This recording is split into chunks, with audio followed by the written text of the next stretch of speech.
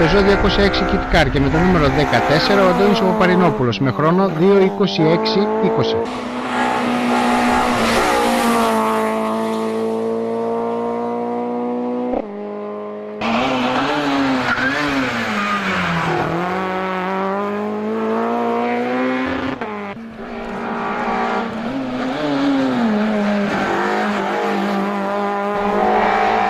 Με το νούμερο 14 και με Peugeot 206 Kit Car ο Αντώνης Παπαρινόπουλος με συνολικό χρόνο 4:50:71 κατέλαβε την πρώτη θέση στην κλάση Α5 Ε5 και την δεύτερη θέση στην ομάδα Α έως 2 λίτρα.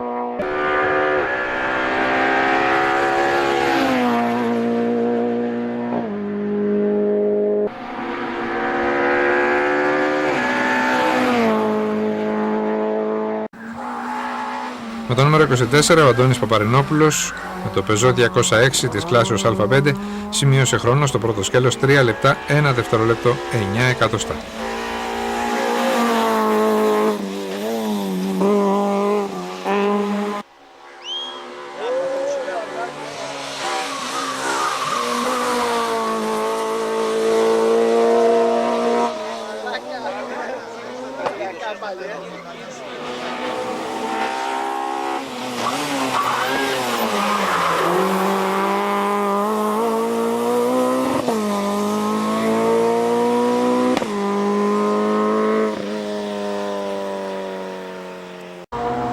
Πολύ καλά κινήθηκε και στο δεύτερο σκέλος ο Αντώνης Παπαρινόπουλος, έχοντας χρόνο 2:59:03, ο συνολικός του χρόνος ήταν 6 λεπτά 12 εκατοστά, τερματίζοντας έτσι νικητής στις κλάσεις Α5 Ε5.